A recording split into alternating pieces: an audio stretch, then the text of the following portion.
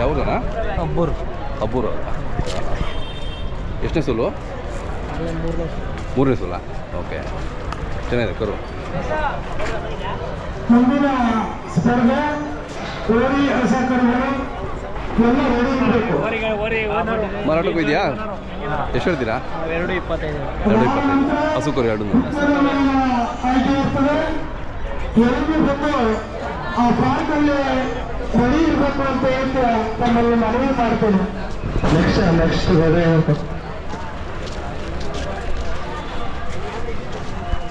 ತಮ್ಮದು mobile number ಸರಿ ಅಣ್ಣ? 8861951139.